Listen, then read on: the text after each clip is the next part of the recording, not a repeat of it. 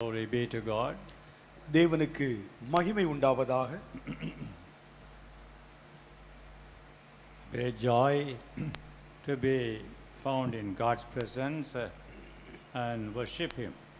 தேவனுடைய பிரசன்னத்தில் வீற்றிருப்பதும் அவரை ஆராதிப்பதும் மிகப்பெரிய பாக்கியம். It should not be, I think, only one day in a week, but every day of the week. வாரத்தில் ஒரு நாள் மட்டும் தேவ பிரசன்னத்தில் வீற்றிருந்து ஆராதிக்கின்ற அனுபவம் இருந்தால் போதாது, ஒவ்வொரு நாளும் இந்த அனுபவம் தொடர வேண்டும். Due to our circumstances and works, we are not assembling together, but we worship the Lord in our own home. உங்களை எப்பொழுதும் இங்கே வைத்துக்கொள்ள எங்களுக்கு விருப்பம்தான். ஆகிலும் சூழ்நிலைகள் நிமித்தமாக, பொறுப்புகளின் நிமித்தமாக நீங்கள் வீட்டிலிருந்த நேரங்களிலும் தேவனை ஆராதித்துக் கொண்டே இருங்கள். God bless you. ஆண்டவர் உங்களை ஆசீர்வதிப்பாராக. Please turn to Psalm 11 and we will read verse 4, only the first part. 11ஆம் சங்கீதத்தின் 4ஆம் வசனத்தில் முதல் சொற்றொடரை மட்டும் படிக்கின்றோம். 11:4 Psalms. 11:4 அதில் இருக்கக்கூடிய முதல் சொற்றொடர். The Lord is in His holy temple. கர்த்தர் தம்முடைய பரிசுத்த ஆலயத்தில் இருக்கிறார். We shall pray. ஜெபிப்போம். Heavenly Father, we praise and thank you for your precious word. பரலோக பிதாவே, உம்முடைய விலையேற பெற்ற வார்த்தைக்காக நன்றி சொல்லி ஸ்தோத்திரிக்கிறோம். Lord, your word reminds us again and again facts which are familiar to us. உம்முடைய வார்த்தை ஏற்கனவே எங்களுக்கு தெரிந்த உண்மைகளை எங்கள் பிரயோஜனத்திற்காக மீண்டும் மீண்டும் நினைவூட்டுகிறது. But still, Lord, we have not actually experienced the depth of your word.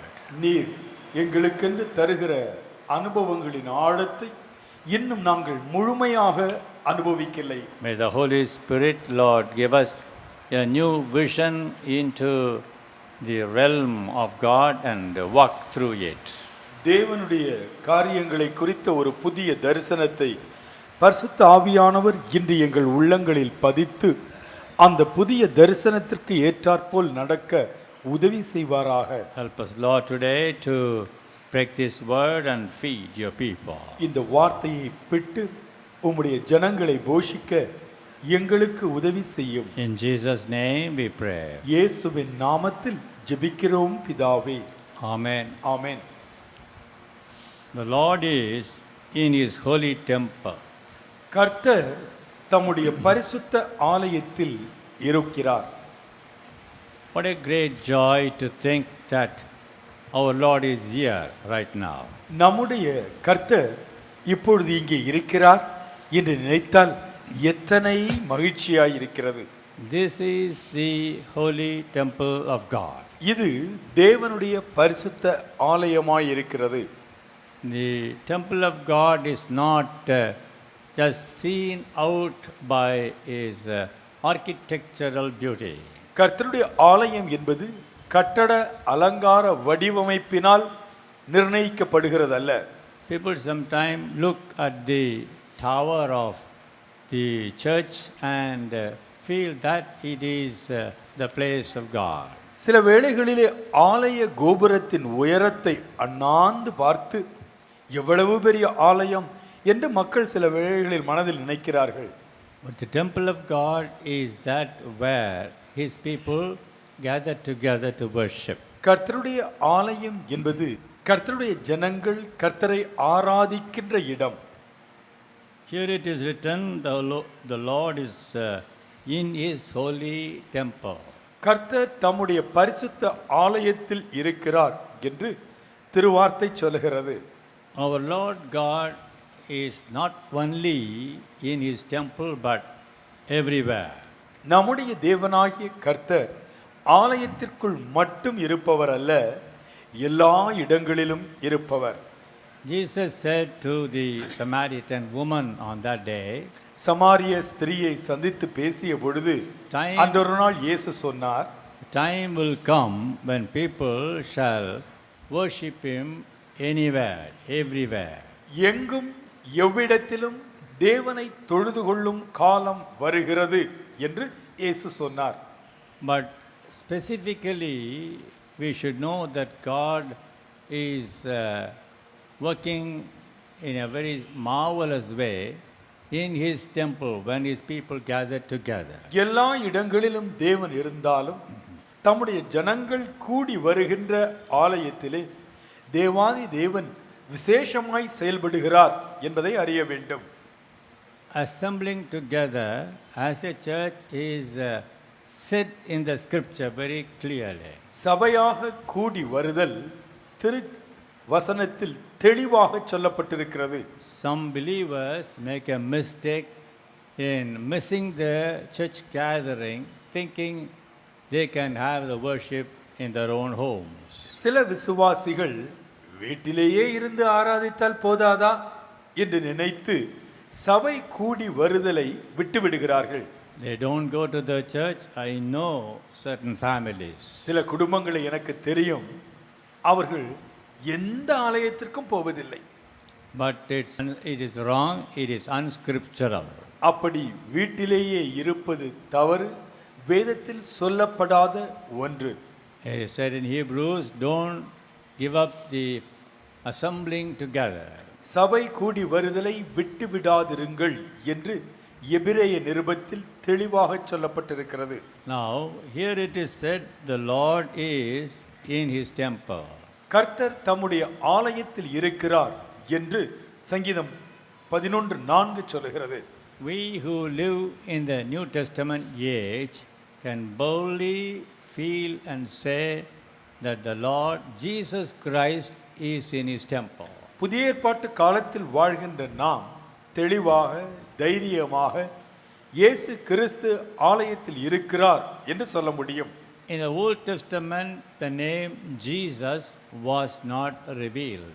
பழைய ஏற்பாட்டு காலத்தில் வாழ்ந்தவர்களுக்கு இயேசு என்ற பெயர் வெளிப்படுத்தப்படவில்லை. But to us, we are privileged because Bible says, unto you is born in the city of David, the Christ the Lord.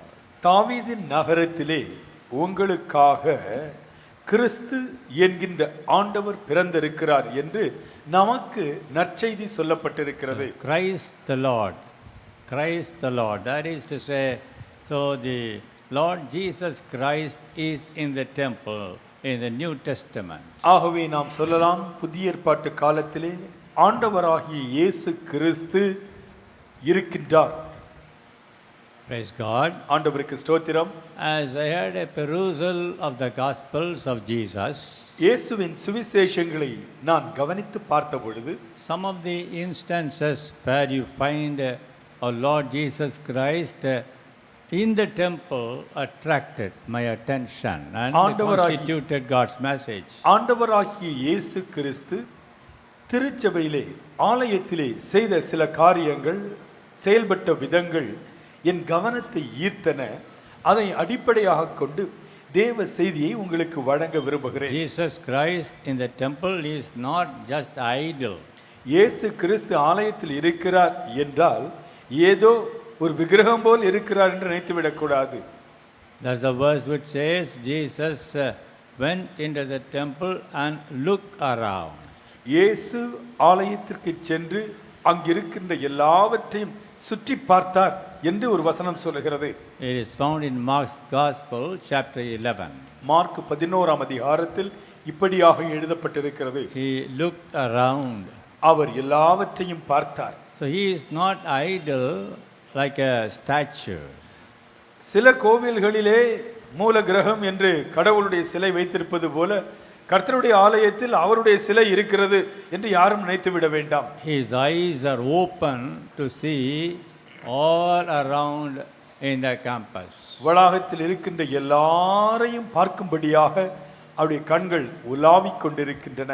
In John's Gospel there is another verse which says Jesus was walking or moving in Solomon's porch, temple. Solomon மண்டபம் என்ற பகுதியிலே இயேசு கிறிஸ்து உலாவிக் கொண்டிருந்தார் என்று யோவான் எழுதின இயேசுவின் சுவிசேஷத்தில் பார்க்கின்றோம்.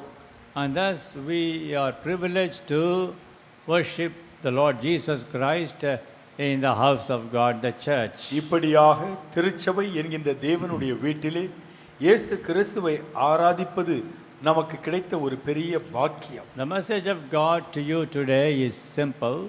என்று தேவன் தரும் செய்தி எளிய செய்தி. Although it is simple, yet hide it in your heart and get the blessing out of it. எளிய செய்தியாக இருந்தால் உள்ளத்தில் பதித்துக் கொள்ளுங்கள், தேவாசீர்வாதத்தை பெற்றுக்கொள்ளுங்கள். What does Jesus do? What did he do then? Should be known from the scripture. வேதாகமத்திலிருந்து இயேசு தேவாலயத்தில் என்ன செய்தார் என்பதை நாம் அறிந்து கொள்ள வேண்டும். Jesus Christ was in the temple preaching and teaching. இயேசு கிறிஸ்து தேவாலயத்தில் இருந்து போதித்தார், பிரசங்கித்தார். Turn number 1. This is number 1 what I இது said. முதலாவது குறிப்பை சொல்லுகிறேன். Turn to Matthew's Gospel chapter 26. மத்தேயு 26ஆம் அதிகாரம் I read to you verse 55.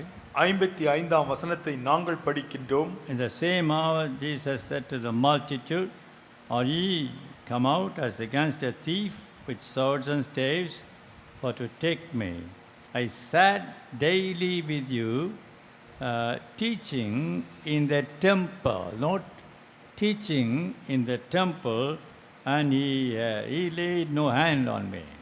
மத்தேயு 26:55. அந்த வேளையிலே இயேசு அவர்களை நோக்கி, கள்ளனை பிடிக்க புறப்படுகிறது போல நீங்கள் பட்டயங்களையும் தடிகளையும் எடுத்துக்கொண்டு என்னை பிடிக்க வந்தீர்கள். நான் தினந்தோறும் உங்கள் நடுவிலே உட்கார்ந்து தேவாலயத்தில் உபதேசம் பண்ணிக் கொண்டிருந்தேன். Jesus was in the temple teaching the word. இயேசு தேவாலயத்தில் வசனங்களை உபதேசம் பண்ணிக் கொண்டிருந்தார். Note again in Luke's Gospel, chapter 21, verse 38. Luca 21:38. That is last verse of chapter 21. 21ஆம் அதிகாரத்தினுடைய கடைசி வசனம். And all the people came early in the morning to him in temple for to hear him. ஜனங்கள் எல்லாரும் அவருடைய உபதேசத்தை கேட்கும்படி அதிகாலமே தேவாலயத்தில் அவரிடத்திற்கு வருவார்கள். Glory to God. தேவனுக்கு மகிமை உண்டாவதாக. Some of you might think, why should you go to the church every Sunday? ஒவ்வொரு ஞாயிற்றுக்கிழமையும் எதற்காக தேவாலயத்திற்கு செல்ல வேண்டும் என்று உங்கள் மனதிலே சில நேரங்களில் கேள்வி எழலாம். That which Jesus did literally, physically, now he does spiritually by his Spirit. முதல் நூற்றாண்டிலே சரீர பிரகாரமாக இயேசு எதை செய்தாரோ 21ஆம் நூற்றாண்டிலே ஆவியின் ரூபமாக அதே காரியத்தை இயேசு செய்கிறார். Right now, I believe Jesus is here, sitting, standing. இயேசு இங்கே அமர்ந்திருக்கிறார், உலாவுகின்றார். Those days may be that Jesus sat with them and taught them. அந்த நாட்களிலே இயேசு அவர்கள் மத்தியில் உட்கார்ந்து உபதேசம் செய்திருக்கலாம். If he would be here, probably he would stand and teach the word. இப்பொழுது அவர் இங்கே இருக்கிறார், அவர் எழுந்து உபதேசிக்கின்றார். Whether he stands or sits, the object is to teach and to preach. அவர் உட்கார்ந்திருந்தாலும் எழுந்து நின்றாலும் நோக்கம் ஜனங்களுக்கு உபதேசம் பண்ணுவதே. Children of God, தேவனுடைய பிள்ளைகளே, you should distinguish these two terminologies of preaching and teaching. உபதேசம் செய்வதை குறித்தும் பிரசங்கம் செய்வதை குறித்தும் நீங்கள் சரியாக புரிந்து கொள்ள வேண்டும். Generally, we know preaching. பொதுவாக பிரசங்கம் என்பதை நாம் அறிவோம். And teaching is little different from preaching. பிரசங்கம் என்பது போதித்தல் என்பதிலிருந்து சற்று வித்தியாசமானது. Our Lord Jesus did both, that is to preach the word and also to teach the word. ஆண்டவராகிய இயேசு கிறிஸ்து போதனைகளையும் தந்தார், பிரசங்கங்களையும் செய்தார். In Matthew's Gospel, chapter 4, verse 17, we read, மத்தேயு 4:17 நாம் பார்க்கின்றோம். Jesus said, repent and the kingdom of God is at hand, and believe the gospel. இயேசு சொன்னார், மனம் திரும்புங்கள், பரலோக ராஜ்யம் சமீபமாய் இருக்கிறது என்று பிரசங்கிக்க தொடங்கினார். He not only preached in the temple, but he preached anywhere, even on the roadside. ஆலயத்தில் மட்டும் அவர் பிரசங்கம் செய்யவில்லை, எவ்விடங்களிலும், சாலைகளிலும், கடலோரங்களிலும் பிரசங்கம் பண்ணினார். In the seashore, in the mountain, and wherever Jesus went. மலை பிரசங்கத்தை பார்க்கின்றோம், கடலோரங்களில் பிரசங்கித்தார், சாலைகளிலும் பிரசங்கித்தார். He preached unto them the repentance and that they should believe the gospel. அவர்கள் மனம் திரும்பி சுவிசேஷத்தை விசுவாசிக்க வேண்டும் என்று பிரசங்கித்தார். He told his disciples also after his resurrection, go into all the world and preach the gospel. உயிர்த்தெழுதலுக்கு பிறகு தம்முடைய சீஷர்களை பார்த்து, நீங்கள் புறப்பட்டு போய் உலகமெங்கும் சுவிசேஷத்தை பிரசங்கியுங்கள் என்று சொன்னார். So Jesus was in the temple preaching the gospel. ஆலயத்திலே இயேசு சுவிசேஷத்தை பிரசங்கித்தார். We who live after the resurrection of Jesus can understand better this gospel because it is related to his whole life. உயிர்த்தெழுதலின் காலத்திற்கு பிறகு வாழ்கின்ற விசுவாசிகளாகிய நாம் இந்த சுவிசேஷத்தை முழுமையாக அறிந்து கொள்ளும் வாய்ப்பு நமக்கு உண்டு. That is his life, his death, his burial, his resurrection. இயேசுவினுடைய வாழ்க்கை, அவருடைய மரணம், அவருடைய அடக்கம், அவருடைய உயிர்த்தெழுதல், இவைகளை முழுமையாக அறிந்து கொள்ள முடியும். What he foretold, his followers are fulfilled, and we share in the blessing of the gospel. தம்முடைய சீஷர்களிடத்தில் எதை முன் அறிவித்தாரோ அது அப்படியே நடந்தது. அவைகள் அப்படியே நடந்தபடியினால் அது நிமித்தம் வரக்கூடிய ஆசீர்வாதங்கள் நம் அனைவருக்கும் கிடைக்கின்றது. Today I would like to give an appeal to these people here. இங்க இருக்கிற மக்களுக்கு ஒரு வேண்டுகோள் விடுக்க விரும்புகிறேன். Maybe you have come to this church the first time, முதல் முறையாக இந்த தேவாலயத்திற்கு நீங்கள் வந்திருக்கலாம். or you have been just the habit of coming at times and go. அவ்வப்பொழுது வந்து போகிற அனுபவம் உடையவர்களாகவும் இருக்கலாம். Holy Spirit speaks to you. பரிசுத்த ஆவியானவர் உங்களோடு பேசுகிறார். Jesus Christ is in this church, in this temple. இயேசு கிறிஸ்து இந்த ஆலயத்தில் எழுந்தருளி இருக்கின்றார். What for? எதற்காக?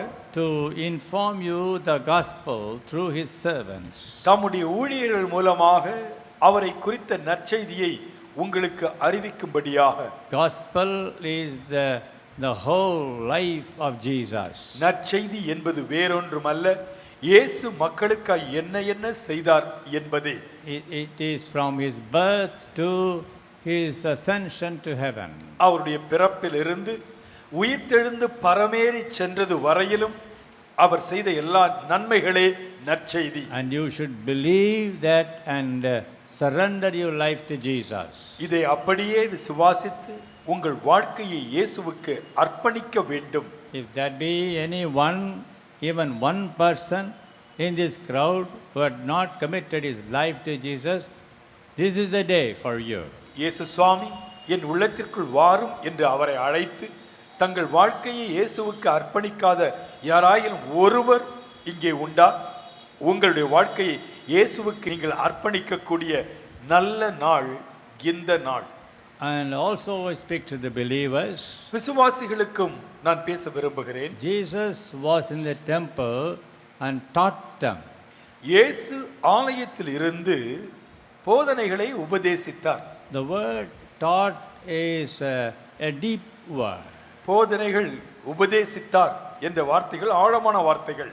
See, teaching is something else, that is to say, to open your mind and to point out things that you do not know. உபதேசம் என்றால் நீங்கள் அறியாததை நீங்கள் எளிதில் அறிந்து புரிந்து கொள்ளும்படியாக உங்களுக்கு கற்றுக் கொடுப்பது. Every doctrine in the scripture is to be taught. வேதாகமத்தில் எழுதப்பட்டிருக்கின்ற ஒவ்வொரு உபதேசமும் போதிக்கப்பட வேண்டும். Maybe preaching on the doctrine may not be understood. ஒருவேளை உபதேசத்தை குறித்து பிரசங்கம் பண்ணினால் புரியாமல் போகலாம். Teaching on the doctrine is deep and it should be understood. உபதேசத்தை குறித்த போதனைகள் ஆழமானவைகள், அவைகள் ஒவ்வொருவராலும் புரிந்து கொள்ளப்பட வேண்டும்.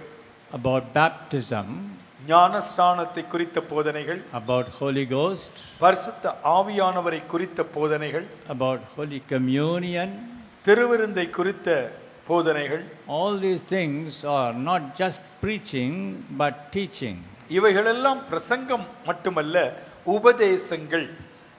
And holiness, deep holiness also is a teaching. ஆழமான பரிசுத்தம் என்பதும் ஒரு உபதேசம். If you refer to Matthew's Gospel, chapter 5, verse 2, மத்தேயு 5:2 நீங்கள் பார்ப்பீர்கள் என்றால், when Jesus was on the mountain, இயேசு மலை பகுதியில் இருந்த பொழுது, second verse would say Jesus taught them, not the word taught them. இயேசு தமது வாயை திறந்து அவர்களுக்கு உபதேசித்து சொன்னவைகள். In English Bible you find the difference than just in the Tamil. தமிழை காட்டிலும் ஆங்கிலத்தில் வித்தியாசமாய் எழுதப்பட்டிருக்கிறது. Taught them means is something like teaching in a class. போதித்தார் என்ற பொருள்பட எழுதப்பட்டிருக்கிறது. உபதேசித்தல் என்பது ஆசிரியர் சொல்லுவது, போதித்தல் என்பது மாணவர் புரிந்து கொள்ளும் வரையில் போதிப்பது. So Jesus taught the people the deep holiness. ஆழமான பரிசுத்தத்தை குறித்து இயேசு சீஷர்களுக்கு பிரசங்கம் பண்ணினார். Matthew 5, 6 and 7 மத்தேயு 5, 6, 7 are not just the externally some truth about holiness. அவைகள் பரிசுத்தத்தை குறித்த மேலோட்டமான கருத்துகள் மட்டுமல்ல. It is very deep to think the spirit of our action. ஆழமான உபதேசம் நம்முடைய செயல்களுக்கு இருக்கக்கூடிய உள்நோக்கம், ஆவியை குறித்து சொல்லக்கூடிய விளக்கங்கள். Outward action may not seem to be sinful. வெளியரங்கமான செயல் பாவம் போல் தோன்றாமல் இருக்கலாம். But the inward thought, attitude behind the action is sinful. ஆனால் உள்ளான நோக்கம் அது ஒரு தவறான பாவ நோக்கமாக வேத வசனம் அதை அடையாளம் காட்டுகிறது. Mostly God's people fall in the inner side than the outer side. பொதுவாக வெளியரங்கமான நன்மைகளை தேவ ஜனங்கள் செய்வார்கள். ஆனால் அவருடைய உள் நோக்கங்கள் தூய்மையாய் பரிசுத்தமாய் இருப்பதில்லை. So Jesus taught them when he was on the mount that they should go deep in their attitude of Christian life. மலை பிரசங்கத்திலே உள் நோக்கங்கள் தூய்மையாய் இருக்க வேண்டும் என்பதன் முக்கியத்துவத்தை இயேசு மக்களுக்கு போதித்தார். Even with regard to teaching, one more thing I say.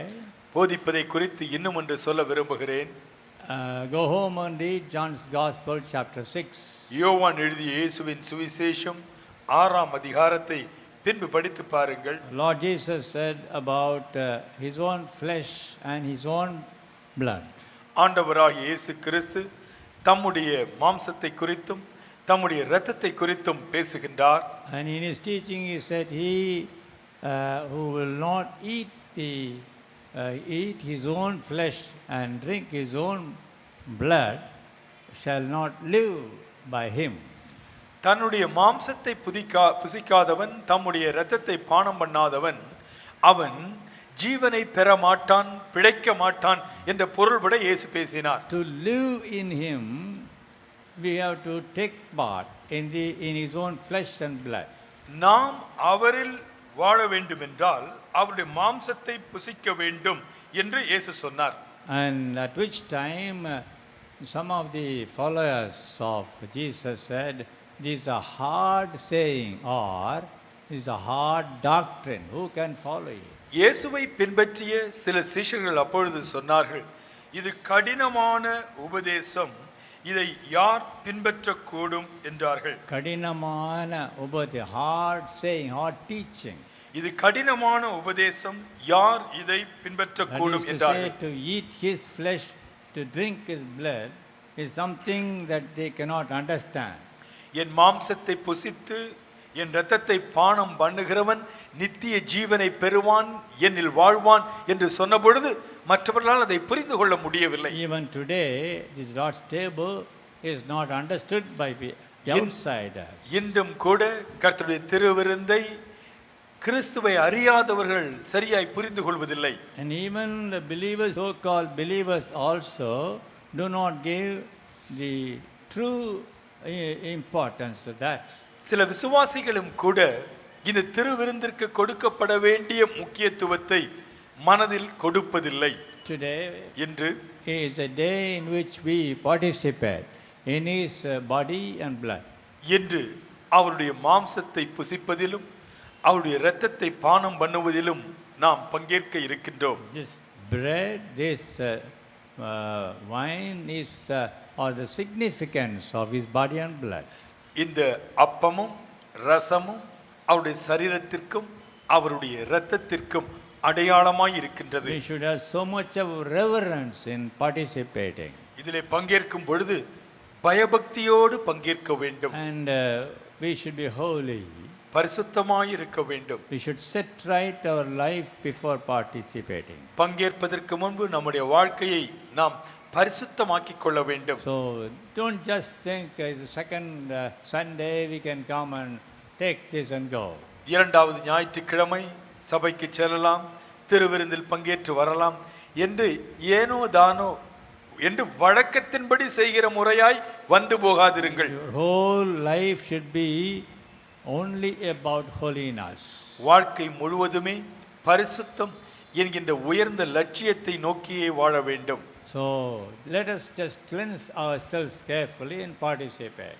ஆகவே நம்மை பரிசோதித்து சுத்திகரித்து கர்த்தருடைய திருப்பந்தியில் பங்கேற்போம். Coming to the point, குறிப்பிற்கு வருகிறேன். Jesus was in the temple preaching and teaching. இயேசு தேவாலயத்தில் இருந்து பிரசங்கம் பண்ணினார், உபதேசம் பண்ணினார். So let us follow all his teachings also. நாம் அவருடைய அனைத்து போதனைகளையும் உபதேசங்களையும் கைக்கொள்ளுவோம். Glory be to God. தேவனுக்கு மகிமை உண்டாவதாக. If you don't know any of his teaching, just ask the Holy Spirit reveal it to you. உங்களுக்கு இயேசுவின் உபதேசங்கள் என்னவென்று தெரியாவிட்டால் பரிசுத்த ஆவியானவரை நோக்கி ஜெபம் பண்ணுங்கள், அவர் உங்களுக்கு போதிப்பார். The second thought for you. இரண்டாவது, Matthew's Gospel, 21st chapter. மத்தேயு எழுதிய இயேசுவின் சுவிசேஷம் 14 21ஆம் அதிகாரம் 14ஆம் வசனம். Verse 14 I read. 21:14. And the blind and the lame came to him in the temple, and he healed them. மத்தேயு 21:14. அப்பொழுது குருடரும் சப்பானிகளும் தேவாலயத்திலே அவரிடத்திற்கு வந்தார்கள், அவர்களை சொஸ்தமாக்கினார். It may seem to be an ordinary, simple sentence to you. எளிய சொற்றொடரைப் போல உங்களுக்கு இது தோன்றலாம். But note, Jesus was in the temple. கவனியுங்கள், இயேசு தேவாலயத்தில் இருந்தார். He healed the people in various places. இயேசு பல இடங்களிலே ஜனங்களை சுகமாக்கினதாக வரலாறு He சொல்கிறது. healed them in houses also. வீடுகளில் கூட அற்புத சுகத்தை கட்டளையிட்டார். But scripture says here, the blind and the lame came to him in the temple, and he healed them. குருடரும் சப்பானிகளும் தேவாலயத்திலே அவரிடத்திற்கு வந்தார்கள், அவர்களை சொஸ்தமாக்கினார். In short, சுருக்கமாய் சொல்வதென்றால் Jesus was in the temple to preach, to teach, and to heal the people. இயேசு தேவாலயத்தில் இருந்தார், பிரசங்கிக்க, உபதேசம் பண்ண, வியாதியஸ்தர்களை சொஸ்தமாக்க. And here we read only lame and the blind. இங்கே பட்டியலிலே நாம் குருடரை குறித்தும் சப்பானிகளை குறித்து மட்டுமே பார்க்கின்றோம். But our Lord Jesus healed all different kinds of sickness. ஆனால் ஆண்டவர் இயேசு கிறிஸ்து சகலவித நோய்களையும் குணமாக்க வல்லவராய் இருக்கின்றார். To encourage you, I read உங்களை உற்சாகப்படுத்தும்படியாக நான் படிக்கின்றேன். Matthew's Gospel, chapter 4, மத்தேயு எழுதிய இயேசுவின் சுவிசேஷம் 4ஆம் அதிகாரம் reading verse 23 and 24. 23 24. We find and healing all manner of sickness and all manner of disease among the people. 23. ஜனங்களுக்கு உண்டாயிருந்த சகல வியாதிகளையும் சகல நோய்களையும் நீக்கி சொஸ்தமாக்கினார். And next verse also, 24. 24. And they brought unto him all sick people that were taken with divers diseases and torments, and those that were possessed with devils, and those which were lunatics, and those that had palsy, and he healed them. அப்பொழுது பலவித வியாதிகளையும் வேதனைகளையும் அடைந்திருந்த சகல பிணியாளிகளையும் பிசாசு பிடித்தவர்களையும் மன நோயாளிகளையும் வாத நோயினால் பாதிக்கப்பட்டவர்களையும் அவரிடத்தில் கொண்டு வந்தார்கள், அவர்களை சொஸ்தமாக்கினார். The reason why I read this is, நான் இதை படித்ததின் நோக்கம் என்னவென்றால், he is able to heal you whatever may be the disease. நோய் எதுவாக இருந்தாலும் சரி, அத்தனை நோயையும் நீக்க இயேசு வல்லவராயிருக்கிறார். Maybe some of you in these places, would God, would Jesus heal me this disease, this kind of disease? உங்களில் சிலர் நினைத்துக் கொண்டிருக்கலாம், இந்த வியாதியில் நான் தாக்கப்பட்டிருக்கிறேனே, ஆண்டவர் என்னை சுகமாக்குவாரா? Diverse diseases, பலவிதமான நோய்கள், all manner of disease. சர்வ நோய்களையும் நீக்கி சர்வாங்க சுகம் தருகிறவர் இயேசு. Is it torments, that is to say pain in the body? வேதனை என்று சொல்லப்பட்டிருக்கிறது, சரீரத்தில் இருக்கக்கூடிய வலி. Maybe some of you may be suffering in pain in the body. உங்களில் சிலர் சரீரத்தில் வலி வேதனையினால் கஷ்டப்பட்டு கொண்டிருக்கலாம். Your pain you cannot describe. அந்த வலியை உங்களால் விவரித்து சொல்ல முடியாது. Your pain is in a place where you can't explain. எந்த இடத்தில் வலி என்று வாய்விட்டு சொல்லக்கூட கூச்சம் இருக்கலாம். Maybe people who are suffering by the evil spirits. ஒருவேளை சிலர் பொல்லாத பிசாசின் ஆவிகளினால் வேதனைப்பட்டு கொண்டிருக்கலாம். But my dear brother, sister, அன்பான சகோதர சகோதரிகளே, this morning God says, bring them to the temple, bring them to the church, and the Lord heals them. கர்த்தர் சொல்லுகிறார், ஆலயத்திற்கு கொண்டு வாருங்கள், அவர்களை சுகமாக்குவேன் என்று ஆலயத்திற்கு வந்திருக்கிற ஒவ்வொருவரையும் ஆண்டவர் என்று சுகமாக்குகின்றார். The healing power in the church, in the house of God is tremendous. கர்த்தருடைய ஆலயத்திலே வெளிப்படுகின்ற குணமாக்குகிற வல்லமை ஆச்சரியமானது. In my humble experience I have found out, நான் என்னுடைய தாழ்மையான அனுபவத்தில் கண்டிருக்கின்றேன். when sometimes I pray for them at some other place anywhere, I don't find the immediate result, but when they come to the church I am able to see a tremendous touch of Jesus. சிலருக்கு நான் அவர்கள் இருக்கிற இடங்களில் கூட சென்று ஜெபம் பண்ணி இருக்கிறேன், ஒரு மிகப்பெரிய விளைவை சுகத்தை கண்டதில்லை. ஆனால் அப்படிப்பட்டவர்கள் கூட ஆலயத்திற்கு வரும் பொழுது அவர்கள் ஆண்டவர் இயேசுவின் வல்லமையினால் குணமாக்கப்படுகிறதை கண்டிருக்கிறேன். I used to wonder why they were not healed there when I prayed, but when they are brought here they pray. நான் நினைப்பதுண்டு, அங்கே அவர்களுக்கு ஜெபம் பண்ணின பொழுது சுகமாகவில்லை, ஆனால் அவர்கள் ஆலயத்திற்கு வந்த பொழுது நான் ஜெபித்தேன், அவர்கள் சுகமாகி விட்டார்களே என்று நினைப்பதுண்டு. That doesn't mean that Jesus will not heal them at home. வீட்டில் இருந்த பொழுது இயேசு அவர்களை சுகமாக்க மாட்டார் என்பது பொருள் அல்ல. What I want to say, சொல்ல விரும்புவது என்ன? in the temple, in the church of God, the healing power is tremendous. கர்த்தருடைய ஆலயத்திலே, தேவ சபையிலே இயேசு கிறிஸ்துவின் குணமளிக்கும் வல்லமை மிகப்பெரிய அளவில் செயல்பட்டு கொண்டிருக்கிறது. Bring them to the church, the Lord heals them. ஆண்டவர் அவர்களை சுகமாக்க விரும்புகிறார். வியாதியஸ்தர்களை ஆலயத்திற்கு கொண்டு வாருங்கள். One day one incident happened. ஒரு நாளிலே ஒரு சம்பவம் நடந்தது. When the church, I think was the other side, ஆரம்பத்திலே நாம் அங்கே பிரசங்க பீடம் போட்டு ஒரு பெரிய கூரை கொட்டகை போட்டு இருந்தோம். it was a time of worship. ஆராதனையின் நேரம் அது. A lady was coming into the church ஒரு சகோதரி ஆலய வளாகத்திற்குள் வந்து who கொண்டிருந்தார்கள். had a tumor somewhere in the womb. அவர்களுடைய கர்ப்பப்பையிலே ஒரு கட்டி இருந்தது. I don't know anything. எனக்கு அதை குறித்து எதுவும் தெரியாது. It so happened the Spirit of the Lord led me to say, the tumor in your own womb shall be healed in Jesus' name. கர்த்தருடைய ஆவியானவர் என்னை வழி நடத்தினபடியினால் அன்று நான் சொன்னேன், உங்கள் கர்ப்பப்பையில் இருக்கக்கூடிய கட்டி சுகமாகிறது என்று. Marvelously, the lady was healed and she testified. ஆச்சரிய விதமாக அந்த சகோதரி சுகமடைந்தாள், சாட்சி சொன்னாள். It was a very spontaneous word, sprang forth. அது ஆவியினால் ஏவி சொல்லப்பட்ட ஒரு வார்த்தை. The healing in the church where Jesus is moving is felt tremendously.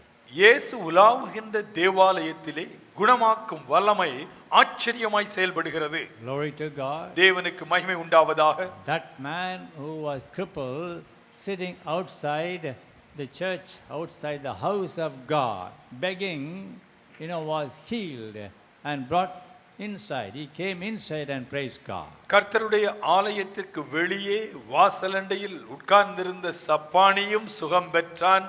அவன் ஆலயத்திற்குள் வந்து ஆண்டவரை துதித்தான். The first time when T.L. Osborne came to India, முதல் முறையாக T.L. ஆஸ்பான் அவர்கள் இந்தியாவிற்கு வந்த பொழுது, I think in Trivandrum, என்று நினைக்கின்றேன், while he prayed to the mob crowd, திரள் கூட்டத்திற்காக அவர் ஜெபம் பண்ணின பொழுது, much tremendous miracles took place. மிகப்பெரிய அற்புதங்கள் நடந்தன.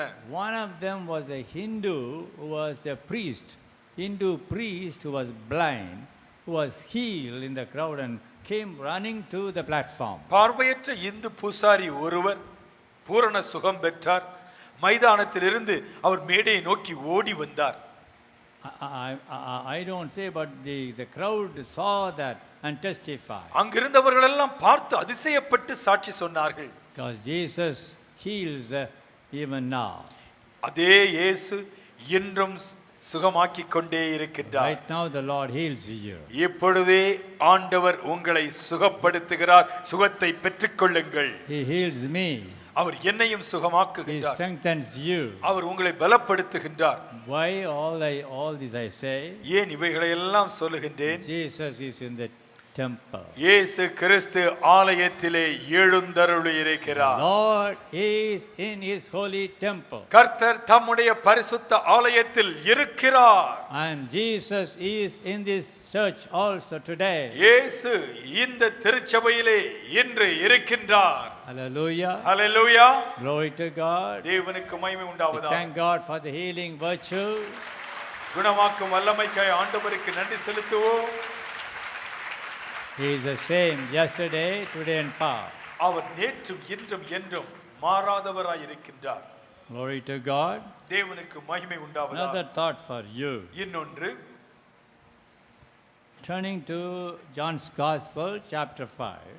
யோவான் எழுதிய இயேசுவின் சுவிசேஷம் 5ஆம் அதிகாரம். And I read to you verse 14. 14ஆம் வசனத்தை நாங்கள் படிக்கின்றோம். John 5:14. யோவான் 5:14. Afterward, Jesus findeth him in the temple and said unto him, Behold, thou art made whole. Sin no more, lest the worst thing come unto thee. அதற்கு பின்பு இயேசு அவனை தேவாலயத்தில் கண்டு, இதோ நீ சொஸ்தமானாய், அதிக கேடானதொன்றும் உனக்கு வராதபடிக்கு இனி பாவம் செய்யாதே என்றார். Jesus findeth him in the temple. இயேசு அவனை தேவாலயத்தில் கண்டு. Listen. You கவனியுங்கள். must know the occasions when Jesus was in the temple for definite purposes. இயேசு தேவாலயத்தில் இருக்கிறார். எதற்காக? விசேஷித்த நோக்கத்தை நிறைவேற்றும்படியாக. Preaching, teaching, பிரசங்கிக்க, உபதேசிக்க, and also healing. குணமாக்க. But here is some other reason. இங்கே தேவாலயத்தில் அவர் இருப்பது வேறொரு நோக்கம். He findeth him in the temple and gave him advice. இயேசு அவனை தேவாலயத்தில் கண்டு அவனுக்கு புத்திமதி சொன்னார். It seems that Jesus had a follow-up work. இயேசு ஒன்றை ஆரம்பித்து விட்டு நடுவழியில் விடுபவர் அல்ல, பின்தொடர்ந்து முடிப்பவர். This incident, we have taken it already as a message. இதே சம்பவத்தை தேவ செய்தியாக நாம் கவனித்திருக்கின்றோம். This crippled man was by the side of the pool of Bethesda. Bethesda என்று அழைக்கப்பட்ட குளத்தருகே பல ஆண்டுகளாக படுக்கையில் கிடந்த வாத நோயால் பாதிக்கப்பட்டவன் இவன். 38 years. 38 ஆண்டுகள். I am not telling the story now. இப்பொழுது சம்பவத்தை விளக்கவில்லை. But Jesus healed him. Glory to God. இயேசு 38 ஆண்டுகளாய் இருந்த வியாதியை நீக்கி அவனை சுகமாக்கினார். Now, இப்பொழுது this man could have gone back and met somebody, his own family, met people, and started his work and forgotten Jesus. சுகம் பெற்றவன் Might be. 38 ஆண்டுகள் குளத்துக்கிட்டே இருந்துட்டோம், ஊரையும் பார்க்கல, உற்றாரையும் பார்க்கவில்லை, வேலையும் பார்க்கலை என்று அவன் அவைகளையெல்லாம் பார்க்க போயிருக்கலாம். But we find this same man came to the temple. ஆனால் அந்த மனிதன் தேவாலயத்திற்கு வந்ததை பார்க்கின்றோம். Jesus findeth him in the temple. இயேசு அவனை தேவாலயத்தில் கண்டார். He didn't say, சந்தோஷமா இருக்கியா, happy? Are you happy? எப்படி பாருங்க, ரொம்ப நாளாச்சு என்று விசாரிக்கவில்லை. Usually we do so. பொதுவாக ஆலயத்திலே சிலர் அப்படித்தான் விசாரிக்கிறார்கள். How are you, happy now?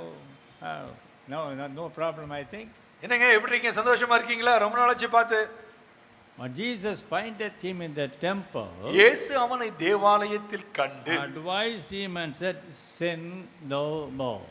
இனி பாவம் செய்யாதே என்று ஆலோசனை கொடுத்தார். Lest a worse thing should come unto you. அதிக கேடானதொன்றும் உனக்கு வராதபடிக்கு இனி பாவம் செய்யாதே. See, here we find our Lord Jesus' nature. இங்கே ஆண்டவர் இயேசு கிறிஸ்துவினுடைய சுபாவத்தை பார்க்கின்றோம். He wants the people, the believers, those who believe him should stick on to holiness. இயேசுவை விசுவாசிக்கிறவர்கள் பரிசுத்தமாய் வாழ வேண்டும் என்று அவர் எச்சரிக்கின்றார். Mere encouraging alone is not sufficient. உற்சாகம் தருவது மட்டும் போதல்ல. Some people, some preachers just encourage and go on. சில பிரசங்கிமார்கள் உற்சாகப்படுத்துவார்கள், அவர்கள் பேசினாலே உற்சாகம்தான். Jesus will bless you, give you food, job, etc. இயேசு உங்களுக்கு உணவு கொடுப்பார், உடை கொடுப்பார், துணை கொடுப்பார் என்று சொல்லிக்கொண்டே இருப்பார்கள். And people also say, wonderful message today. ஜனங்கள் அதை கேட்டு எவ்வளவு அற்புதமான செய்தி என்று சொல்லுவார்கள். Our Lord Jesus is not of that type. ஆண்டவர் இயேசு கிறிஸ்து ஆசீர்வாதங்களை மட்டும் சொல்லி போகிறவர் அல்ல. Findeth him in the temple and said, sin no more. முதலாவது ஆசீர்வதித்தார், பின்பு அவனை தேவாலயத்தில் கண்டு இனி பாவம் செய்யாதே. He is doing a follow-up work. அவனை பின்தொடர்ந்து அவனுக்கு புத்தி சொல்லுகிறார். Believers, விசுவாசிகளே, a lesson for us from the life of Jesus. இயேசுவின் வாழ்க்கையிலிருந்து நமக்கு ஒரு நல்ல பாடம். Maybe by you, some of your friends or neighbors are brought to the church. உங்கள் மூலமாக உறவினர்கள், நண்பர்கள் ஆலயத்திற்கு அழைத்து வரப்பட்டிருக்கலாம். And the Holy Spirit works in them and they get saved. பரிசுத்த ஆவியானவர் அவர்கள் உள்ளங்களிலே கிரியை செய்கிறார், அவர்கள் ரட்சிக்கப்படுகிறார்கள். They are baptized. அவர்கள் ஞானஸ்நானமும் எடுக்கிறார்கள். Now I tell you, நான் சொல்கிறேன், you have a tremendous responsibility in having an eye upon them, looking after them. யாரை ரட்சிப்புக்கு ஞானஸ்நானத்திற்கு வழி நடத்தினீர்களோ அவர்கள் வளருகிறார்களா என்பதை குறித்து அவர்கள் மேல் நீங்கள் கவனமாய் இருக்க வேண்டும். When you don't find them who are sitting in the church either before or after somewhere, missing for a long time, it's your duty to go and check up, visit them and encourage them, bring them back. உங்களுக்கு பக்கத்திலே முன் வரிசையிலோ பின் வரிசையிலோ வழக்கமாய் அமருகிறவர்கள் சில வாரங்கள் வராமல் இருக்கும் பொழுது அவர்களுக்கு என்ன ஆனது என்று அவர்களோடு தொடர்பு கொண்டு சந்தித்து விசாரித்து ஜெபிப்பது உங்கள் கடமை. Even if you have not led them to Christ, but you know they used to sit in front of you by your side, but they are not coming nowadays, you must ask why. ஒருவேளை உங்களால் அவர்கள் இரட்சிப்பிற்கோ ஞானஸ்நானத்திற்கோ வழிநடத்தப்படாவிட்டாலும் நீங்கள் உட்காரும் இடத்திலே வழக்கமாக பக்கத்தில் உட்காருவார்கள். அவர்கள் ஒருவேளை ஆராதனைக்கு வராவிட்டால் என்னவென்று விசாரிக்க வேண்டும். So we cannot completely wash our hand. நாம் உடனடியாக கை கழுவி விடக்கூடாது. If that be so, God cannot give you souls. பக்கத்தில் இருக்கிற நாற்காலி காலியா இருக்கிறது என்று நீங்கள் கரிசனை இல்லாமல் இருப்பீர்கள் என்றால் ஆண்டவர் உங்களுக்கு புதிய ஆத்துமாக்களை தரமாட்டார். You should develop a burden for others sitting around you. உங்களை சுற்றிலும் அமர்ந்திருக்கிறவர்களை குறித்து உங்களுக்கு ஒரு கரிசனை வேண்டும். So the Lord teaches you a lesson here. ஆண்டவர் ஒரு பாடத்தை கற்றுக் கொடுக்கிறார். You should be engaged in the follow-up work. நீங்கள் பின்தொடர் பணியில் ஈடுபட வேண்டும். You should also give counseling to them now and then. அவ்வப்பொழுது அவர்களுக்கு ஏற்ற ஆலோசனையை தர வேண்டும். We should emphasize holiness to them. பரிசுத்த வாழ்க்கையை குறித்து அவர்களுக்கு தெளிவுபடுத்த We வேண்டும். should also warn them if they will not be with the Lord continually, severe punishment will come. அவர்கள் கர்த்தரோடு இல்லாமல் பாவ வாழ்க்கையில் ஈடுபட்டிருப்பார்கள் என்றால் அன்போடு அவர்களை எச்சரிக்க வேண்டும். Glory to God. தேவனுக்கு மகிமை உண்டாவதாக. Further, தொடர்ந்து our Lord Jesus was in the temple to always bring up holiness in the church. நம்முடைய கர்த்தராகிய இயேசு ஆலயத்திலே பரிசுத்தத்தை கொண்டு வரும்படியாக இருக்கின்றார். So he went into the temple and cast out those who sold doves. அவர் தேவாலய வளாகத்திற்குள் சென்றார். அங்கே புறாக்கள் விற்று கொண்டிருந்தவர்களுடைய கூண்டுகளை கவிழ்த்து போட்டார். Why? ஏன்? He wants the church of God to be holy.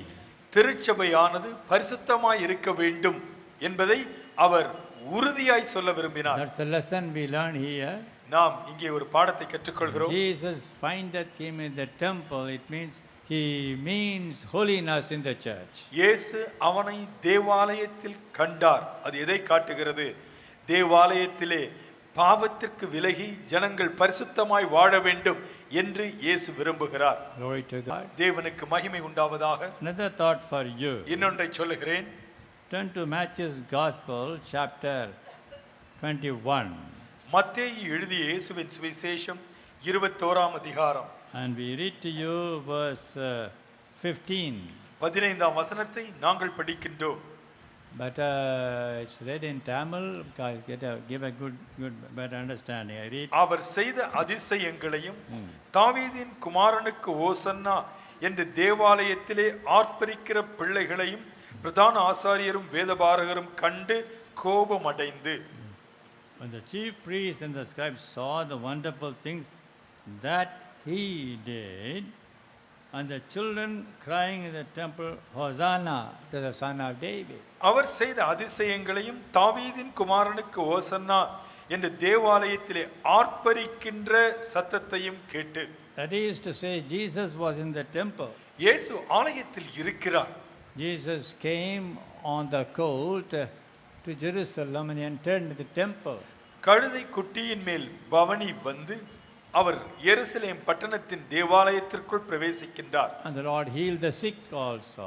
ஆண்டவர் வியாதியஸ்தரை சுகமாக்கினார். And on the way also he did miracles. வழியிலேயும் அற்புதங்களை செய்தார். And so the scribes and others came to the church and saw how these children are shouting praises to God. வேதபாரகரும் ஆசாரியரும் எப்படி பிள்ளைகளெல்லாம் ஆர்ப்பரிக்கிறார்கள் என்பதை கண்டார்கள். It teaches a lesson. நமக்கு ஒரு பாடத்தை இது கற்றுக் கொடுக்கிறது. Jesus was in the temple to make the people understand that they were called to worship him. ஆண்டவரை ஆராதிக்கும்படியாக ஜனங்கள் அழைக்கப்பட்டிருக்கிறார்கள் என்பதை விளக்க இயேசு தேவாலயத்தில் இருந்தார். The previous verse says he healed them in the temple. முந்தைய வசனம் சொல்லுகிறது தேவாலயத்திலே அவர் மக்களை சொஸ்தமாக்கினார். So the following verse also connected to that in the temple when Jesus was. அடுத்த வசனமும் இயேசு ஆலயத்தில் இருந்த பொழுது நடந்த ஒரு நிகழ்வை காட்டுகிறது. The children were just crying or shouting, Hosanna. பிள்ளைகள் ஆர்ப்பரித்தார்கள் ஓசன்னா என்று. The first chorus we sang also proves the message of God today. இன்று நாம் முதலாவது பாடிய அந்த பாடலும் கூட தேவனுடைய செய்தியை உறுதிப்படுத்துகிறது. First chorus as he sang. முதலாவது பாடல் பல்லவி. Oh, magnify the Lord. உம்மை உயர்த்துகிறோம் என்று சொல்லுகிற பாடல். Hosanna it is. ஓசன்னா என்று சொல்லப்படுகிறது. Hosanna to the Son of David. தாவீதின் குமாரனுக்கு ஓசன்னா. We are called to worship Jesus. இயேசுவை ஆராதிக்க நாம் The அழைக்கப்பட்டிருக்கின்றோம். Lord is in his holy temple. கர்த்தர் தம்முடைய பரிசுத்த ஆலயத்தில் இருக்கிறார். Jesus Christ is in the holy church of God. இயேசு கிறிஸ்து தம்முடைய பரிசுத்த திருச்சபையில் இருக்கிறார். He is here right now. அவர் இப்பொழுது இங்கே இருக்கிறார். What for? இதற்காக That we can worship him in spirit and truth. நாம் அவரை ஆவியோடும் உண்மையோடும் ஆராதிக்கும்படியாக இயேசு கிறிஸ்து பரிசுத்த ஆலயத்தில் இருக்கிறார். Brethren, சகோதரரே, we have not come here to see one another's beauty.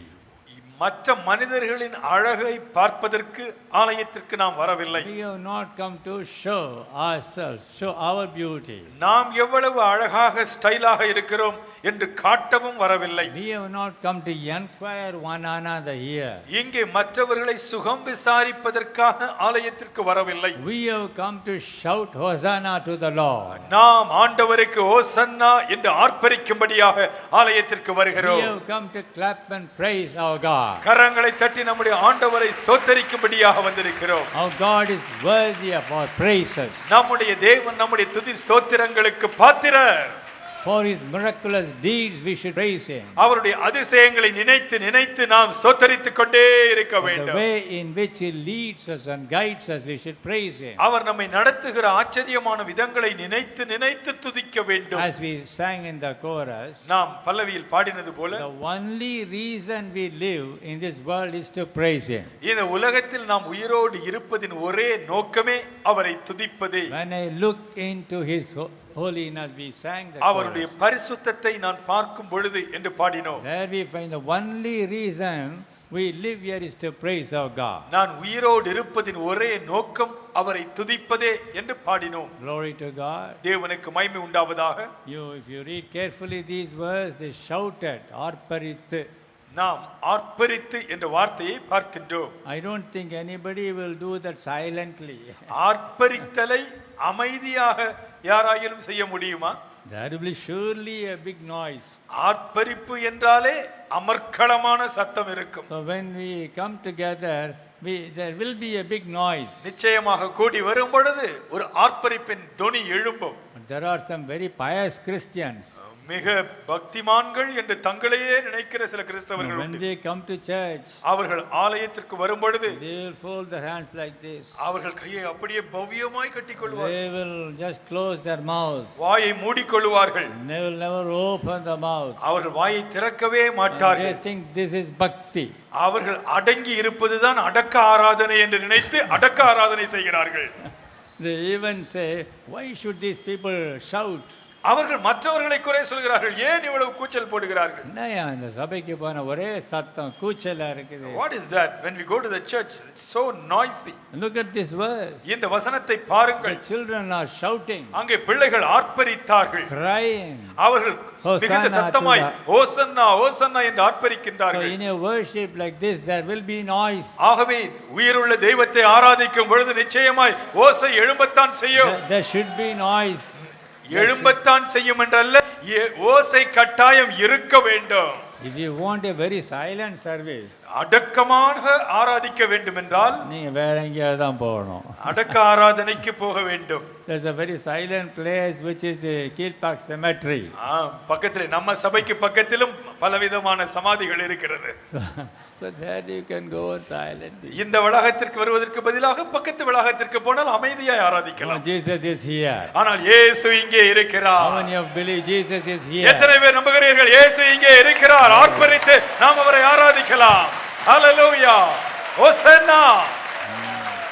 Then there will be shouts and shouting also. ஆண்டவரை ஆராதிக்கும் பொழுது ஆர்ப்பரிப்பு இயல்பாய் வரும். People will get filled with the Holy Ghost. ஜனங்கள் பரிசுத்த ஆவியினால் நிரம்புகிறார்கள். And they will speak in tongues அந்நிய also. பாஷையிலே பேசுகிறார்கள். We will enter into the spirit of worship. நாம் ஒரு ஆராதனையின் ஆவிக்குள்ளே இருந்து In செயல்படுகிறோம். Psalm 122, that's what we sang a song. 122வது சங்கீதம். When they said unto me, let us go to the house of the Lord, I was joyful. கர்த்தருடைய ஆலயத்திற்கு போவோம் வாருங்கள் என்று அவர்கள் சொன்ன பொழுது நான் மகிழ்ச்சியாயிருந்தேன். Immediately in the fourth verse, if you read, 4ஆம் வசனத்திலே தொடர்ந்து பார்ப்பீர்கள் என்றால் 122:4, 122ஆம் சங்கீதம் 4ஆம் வசனம். there the tribes of Israel shall go to praise him, to worship him. அங்கே இஸ்ரவேலுக்கு சாட்சியாக கர்த்தருடைய ஜனங்களாகிய கோத்திரங்கள் கர்த்தரின் நாமத்தை ஸ்தோத்தரிப்பதற்கு போவார்கள். ஆலயத்துக்கு எதுக்காக போறாங்க? Why do they go to the church of God? சொல்லுங்க. ஆலயத்துக்கு எதுக்காக போறாங்க? Why people go to a church? இஸ்ரவேலின் கோத்திரம் கர்த்தரை ஸ்தோத்தரிப்பதற்கு The போகும். tribes of Israel shall go there to praise God. Jesus is here. இயேசு இந்த ஆலயத்தில் The இருக்கிறார். Lord is in the holy temple. பரிசுத்த ஆலயத்திலே கர்த்தர் வீற்றிருக்கின்றார். Jesus is here in the temple. இயேசு இந்த திருச்சபையில் இருக்கின்றார். Praise God. Hallelujah. So there will be praises. ஆகவே ஆர்ப்பரிப்பின் ஸ்தோத்திரம் உண்டு. There will be worships. அங்கே ஆராதனையும் ஸ்தோத்திரங்களும் உண்டு. Listen, கவனியுங்கள். if the believers will come only to listen to the message, விசுவாசிகள் செய்தியை கேட்பதற்கு என்று 9 மணிக்கு தான் வருவார்கள் என்றால் you are missing God's blessing. 9 மணிக்கு பிறகு வருகிறவர்கள் தேவ ஆசீர்வாதத்தின் உச்சிதமான பகுதியை இழந்து போனீர்கள். Please don't come missing the worship. ஆராதனைக்கு வராமல் 9 மணிக்கு போனால் போதும் என்று லேட்டாகவே கிளம்பி வராதிருங்கள். If you come only to the message of God and miss the worship, better be in your house. ஆராதனைக்கு வராமல் செய்திக்காக மட்டும் வருகிறேன் என்று வருகிறவர்கள் நீங்கள் வரவே வேண்டாம், வீட்டிலேயே இருந்து கொள்ளுங்கள். That is not the biblical order. திருச்சபையின் ஒழுங்கு இப்படி அல்ல என்று வேதம் தெளிவுபடுத்துகிறது. God speaks to you. ஆண்டவர் என்று தெளிவாய் பேசிக் கொண்டிருக்கிறார். Because some people they are habituated to come late to the church. ஒரு சிலர் 9 மணிக்கு போனால் போதும் என்று வழக்கமாகவே 9 மணிக்கு வருகிறார்கள். Always at about 9. எப்பொழுதும் 9 மணிக்கு சற்று முன்பின். Or at about 8:30. 8:30 மணிக்கு. That is not correct. அப்படி வருவது சரியல்ல. After all, one day you give to the Lord. வாரத்தில் ஒரு நாள் ஆண்டவரை ஆராதிக்க வருகிறீர்கள். Even if you don't eat, doesn't matter. ஒருவேளை அன்று சாப்பிடாவிட்டாலும் பரவாயில்லை. This is more important. இது மிக முக்கியம்.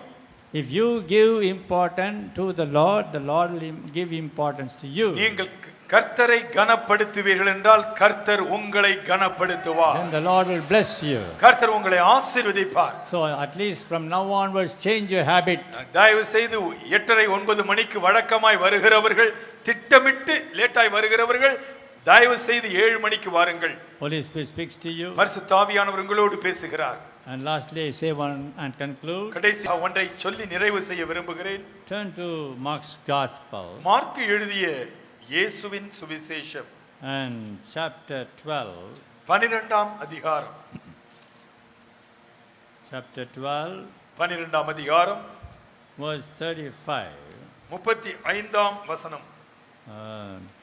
And Jesus answered and said, while he taught in the temple, when I stopped there, while he taught in the temple, இயேசு தேவாலயத்திலே உபதேசம் பண்ணுகையில்.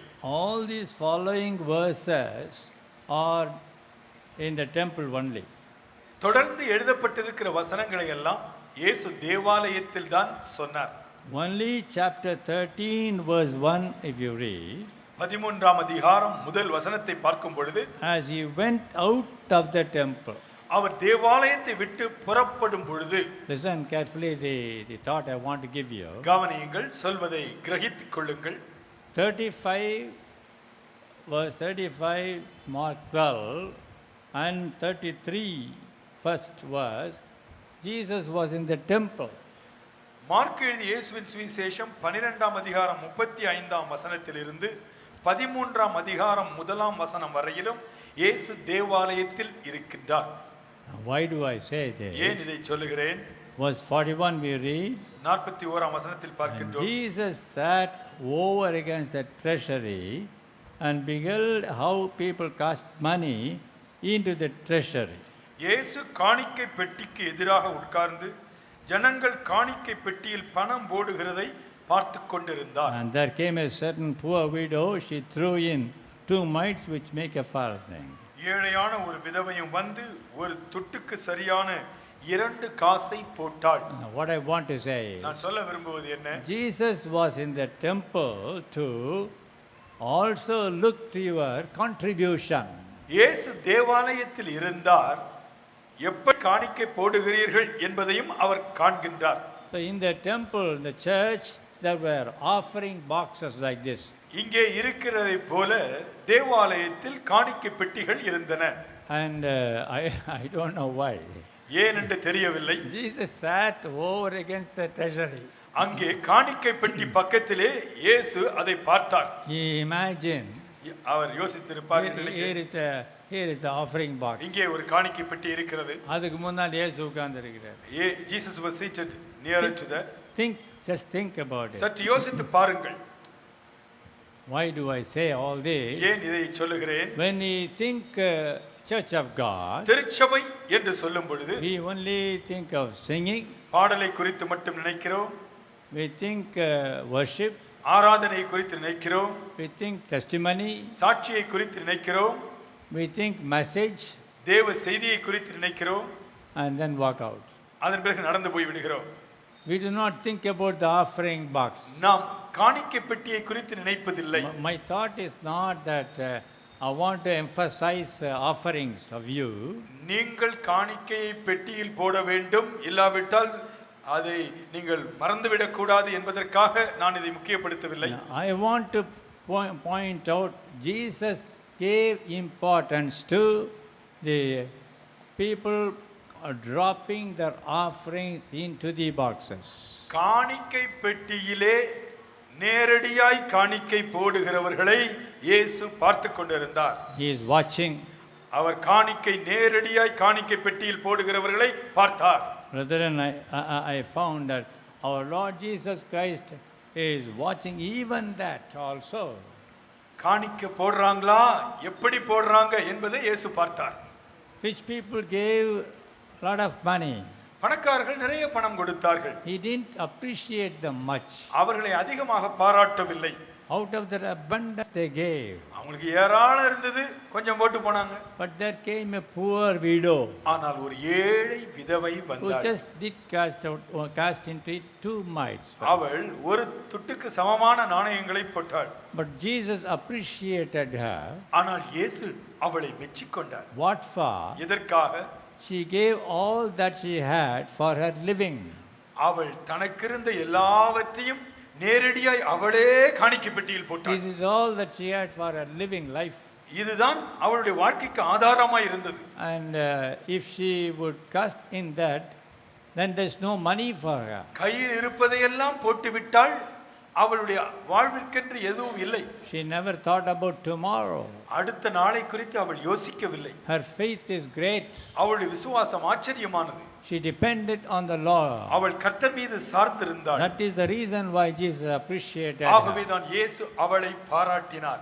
Taking into consideration the value of her money அந்த பணத்தினுடைய மதிப்பீட்டை இயேசு கவனத்தில் கொண்டு வந்த பொழுது is insignificant. அது ஒரு அற்பமான தொகை போல தோன்றலாம். But her faith in her, ஆனால் அவள் உள்ளத்தில் இருந்த விசுவாசம், the nature she had in heart to give, அவள் தியாகமாக தனக்கு இருந்தது எல்லாம் கொடுக்கின்ற அந்த அன்பை கண்ட பொழுது Jesus watching, இயேசு அதை பார்க்கிறார். Jesus also appreciated her. இயேசு அவளை பாராட்டினார். Glory to God. தேவனுக்கு மகிமை உண்டாவதாக. All glory be to God. எல்லா மகிமையும் தேவனுக்கே Let me செலுத்துகிறேன். encourage you before closing நான் முடிப்பதற்கு முன்பு உங்களை உற்சாகப்படுத்த விரும்புகிறேன். that you have to contribute whatever you can unto the Lord. கர்த்தருக்கென்று நீங்கள் எவ்வளவு காணிக்கை கொடுக்க முடியுமோ அவ்வளவு கொடுக்க வேண்டும். This is nothing to do with our personal desire in it. Please don't misunderstand me. அதிக காணிக்கைக்காக நான் பேசுகிறேன், எங்கள் தேவை என்று தயவு செய்து யாரும் நினைத்து விட I வேண்டாம். am the last person to talk about offering or money. பணத்தை குறித்து முக்கியப்படுத்தி பேசுகிறதிலே நான் தான் கடைசி நபராய் இருப்பேன். Never and never I give ஒருபொழுதும் importance. நான் பணத்திற்கு முக்கியத்துவம் கொடுப்பதில்லை. But I tell you that you could be blessed by the Lord. நீங்கள் ஆண்டவரால் ஆசீர்வதிக்கப்படும்படியாக காணிக்கை பெட்டியிலே காணிக்கை செலுத்துங்கள் என்று சொல்லுகிறேன். I told one incident long ago. ஒரு சம்பவத்தை நீண்ட நாட்களுக்கு முன்பு சொன்னேன். Probably might have told the workers. ஊழியர்களுக்கு சொன்னேனோ தெரியவில்லை. Early days of my ministry. என் ஊழியத்தினுடைய ஆரம்ப நாட்களிலே More than 50 years. 50 ஆண்டுகளுக்கு முன்பாக As I visited a house. ஒரு வீட்டுக்கு நான் சென்றேன். One brother just was following me after visiting. நான் அவர் வீட்டை சந்தித்த பிறகு என்னோடு கூட தொடர்ந்து நடந்து வந்தார். Same brother. அதே சகோதரர். Where I visited. நான் எந்த வீட்டுக்கு சென்னோ அந்த வீட்டுக்காரர். And I don't know why he is following me. அவர் ஏன் என்னை பின்பற்றுகிறார் என்று எனக்கு தெரியவில்லை. Nearly half a furlong. அரை ஃபர்லாங் நடந்து வந்தார். And finally said, இறுதியாக சொன்னார், brother, I want to give a small offering to you. உங்களுக்கு ஒரு காணிக்கை கொடுக்க விரும்புகிறேன், Would you receive it? அதை ஏற்றுக்கொள்வீர்களா? I said, give as the Lord leads. If you want to give, I am prepared. கர்த்தர் கொடுக்க விரும்புவார் என்றால் நீங்களும் கொடுக்கலாம், நான் பெற்றுக்கொள்வேன். Holding it is in hand. அவர் கையிலே அப்படியே அதை பிடித்திருந்தார். And then, would you receive it? இதை பெற்றுக்கொள்வீர்களா என்று கேட்டார். Then he said again, would you receive this also? இதை வாங்கிக்குவீங்களா அப்படின்னு கேட்டார். Brother, I said, I will receive it. நான் சொன்னேன் பெற்றுக்கொள்வேன். Then he gave me 4 annas. அதன் பிறகு 4 அண்ணா கொடுத்தார். 25 paisa at that time. 4 25 paisa annas. 50 ஆண்டுகளுக்கு முன்பு. We call them annas, not அப்பொழுதெல்லாம் paisa. நயா பைசா அல்ல, அனா என்று The சொல்லுவோம். coffee was 16 paisa at that time. அப்பொழுது coffee 16 paisa. Not now, don't get anywhere 16 paisa now. இப்பொழுது 16 பைசாவை எடுத்துட்டு போகாதீங்க, யாரும் காஃபி கொடுக்க மாட்டாங்க. 25 rupees now. 25 ரூபாய் நல்ல ஹோட்டலில்.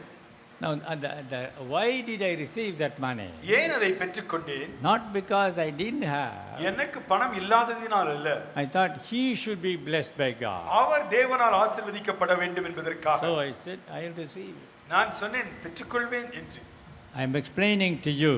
நான் உங்களுக்கு போதித்துக் You கொண்டிருக்கிறேன். should receive, you should contribute your offering, your tithe to the Lord, that you must be blessed.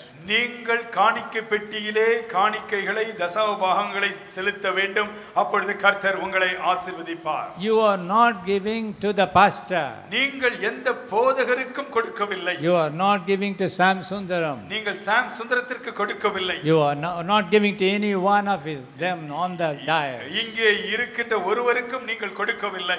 I say again more. மீண்டுமாக You சொல்லுகிறேன், are not giving to the ACA also. நீங்கள் ஏசிய ஸ்தாபனத்திற்கும் கொடுக்கவில்லை. You are giving to the Lord. நீங்கள் கர்த்தருக்கே காணிக்கைகளை கொடுக்கிறீர்கள். Because ஏனென்றால் some people have affection to pastor. ஏனென்றால் சிலருக்கு போதகர் மீது மிக விருப்பம். பாஸ்டர் கையில கொடுக்கணும், பாஸ்டர் கையில கொடுக்கணும், பாஸ்டர் கிட்ட கொடுக்கணும். பாஸ்டர் கையில கொடுக்கணும், பாஸ்டர் கையில கொடுக்கணும். Good, I love it. நல்லதுதான். I am happy to receive from நான் you. பெற்றுக்கொள்ள ஆயத்தம் தான். Some people, சிலர், I want to give it to ACA, I want to give it to ACA, ACA, ACA. நான் ஏசிஏவுக்கு கொடுக்க விரும்புகிறேன், ஏசிஏவுக்கு கொடுக்க விரும்புகிறேன் என்று சொல்லுகிறார்கள்.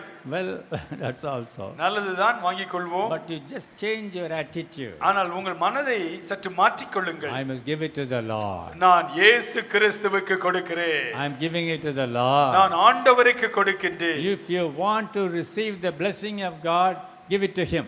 ஆண்டவருடைய ஆசீர்வாதத்தை பெற்றுக்கொள்ள விரும்புகிறவர்கள் ஆண்டவருக்கு கொடுக்கிறேன் என்று நீங்களே காணிக்கை செலுத்துங்கள். Don't give to a person because of your affection. உங்களுக்கு பிரியமான ஊழியர் என்று நினைத்து அவருக்கு கொடுக்கிறேன் என்று கொடுக்காதிருங்கள். It's for the Lord. ஆண்டவருக்கு You கொடுக்கிறீர்கள். want appreciation from Him? ஆண்டவரிடத்திலிருந்து உங்களுக்கு நல்ல பாராட்டுதல் வேண்டுமா? You want a blessing all through your life? உங்கள் வாழ்க்கை முழுவதும் ஆசீர்வாதங்கள் வர வேண்டுமா? From out of nothing, God can give you abundance. ஒன்றுமில்லாமையிலிருந்து தேவன் உங்களை சம்பூர்ணமாய் ஆசீர்வதிக்க வல்லவராய் இருக்கிறார். Give it to the Lord. ஆண்டவருக்கு கொடுங்கள். Jesus is in the church. இயேசு ஆலயத்தில் இருக்கிறார். Hallelujah. ஹல்லேலூயா. Wonderful. அற்புதம். இயேசு இங்க இருக்கிறாரா? Where is Jesus? Is he here? இருக்கிறாரா இல்லையா? Is he here? அவர் என்னெல்லாம் செய்கிறாருன்னு சொல்லிட்டேன் உங்களுக்கு. I have told you all that is done by Jesus in the temple. He is preaching. அவர் பிரசங்கம் பண்ணுகிறார். He is teaching. அவர் உபதேசம் பண்ணுகிறார். He is healing. Our சுகமளிக்கிறார். He is doing his follow-up work. அவர் பின்தொடர் பணியை நிறைவேற்றுகிறார். He is worshipping. அவர் ஆராதனை செய்கிறார். He is watching your contribution. நீங்கள் காணிக்கையை நேரடியாய் காணிக்கை பெட்டியில் போடுகிறீர்களா என்று பார்க்கிறார். The Lord is in his holy temple. ஆண்டவர் தம்முடைய பரிசுத்த ஆலயத்தில் இருக்கிறார். நீங்க என்ன சொல்லணும் இப்போ? What should you say? இயேசுவே நீங்கள் மத்தியிலே இருக்கிறீர், அதற்காக ஸ்தோத்திரம். Lord Jesus, you are in our midst and we praise you. சொல்லுவோமா? Shall we say? எல்லாரும் கர்த்தரை ஸ்தோத்திரிப்போம். Let us all praise God. ஆர்ப்பரிப்போம். Praise him. Hallelujah. We will shortly participate in the Lord's table. இன்னும் சற்று நேரத்திலே கர்த்தருடைய திருப்பந்தியில் பங்கேற்க இருக்கின்றோம். Let's all just kneel before God. ஆண்டவருக்கு முன்பாக முழங்காற்படியிடுவோம். And thank him. அவருக்கு நன்றி சொல்லுவோம். எதுக்காக? What for? இயேசு இங்கே இருக்கிறார். Jesus is here. The Lord Jesus is here right now. ஆண்டவராகிய இயேசு கிறிஸ்து இந்த ஆலயத்தில் இருக்கிறார். Lift up your hands and praise him. உங்களுடைய கரங்களை உயர்த்தி அவரை துதியுங்கள். Praise him. ஆர்ப்பரித்து ஸ்தோத்திரியுங்கள். Oh, praise him. ஸ்தோத்திரியுங்கள். உங்களால் எவ்வளவு முடியுமோ அவ்வளவு ஸ்தோத்திரிங்க. ஹalleluya. ஸ்தோத்திரம் ஆண்டவரே, எங்கள் மத்தியில் எழுந்தருளி இருக்கும் தெய்வமே, உம்மை ஸ்தோத்திரிக்கிறோம். நல்லவரே, வல்லவரே, பரிசுத்த தெய்வமே, சர்வ வல்லமை உள்ளவரே, சுகமாக்குகிறவரே, உம்மை ஸ்தோத்திரிக்கிறோம். வல்லமையின் தேவனே, எங்களை ஆசீர்வதிக்கிற அற்புத தெய்வமே, ஸ்தோத்திரம். ஸ்தோத்திரம் ஆண்டவரே. Jesus. Thank you Jesus. இயேசுவே உமக்கு நன்றி. Same time tell him, Lord, lead me into deep holiness. ஆண்டவரே, என்னை ஆழமான பரிசுத்த வாழ்க்கையில் நடத்தும் என்று கேளுங்கள். Touch me and heal me now. ஆண்டவரை பார்த்து கேளுங்கள். ஆண்டவரே, என்னை தொடும் ஆண்டவரே. ஆண்டவரே, என்னை சுகமாக்கும் ஆண்டவரே. There should not be pain in my body. என் சரீரத்திலே வலி வேதனை இருக்க கூடாது ஆண்டவரே. I should never come late to the church. ஆண்டவரே, நான் சபைக்கு தாமதமாய் வரக்கூடாது ஆண்டவரே. I should worship you in spirit and truth. ஆவியோடும் உண்மையோடும் மெய் தெய்வமாகிய உம்மை ஆராதிக்க வேண்டும். Jesus, thank you. Help ஆண்டவரே, me, Lord, to liberally contribute. ஆண்டவரே, உமக்கென்று தாராளமாய் தியாகமாய் காணிக்கை செலுத்த என்னை ஆசீர்வதிப்பீராக. The Lord bless you. ஆண்டவர் உங்களை ஆசீர்வதிப்பார். Father, now we come to you in Jesus' name. அன்பின் பிதாவே, இயேசுவின் திரு நாமத்தில் உம்மிடத்தில் வருகிறோம் ஆண்டவரே. Bless the congregation. திருச்சபை மக்களை ஆசீர்வதியும். Right now, stretch forth your mighty hand upon each one of them. இப்பொழுது உம்முடைய பலத்த அன்பின் கரத்தை நீட்டி ஒவ்வொருவரையும் ஆசீர்வதிப்பீராக.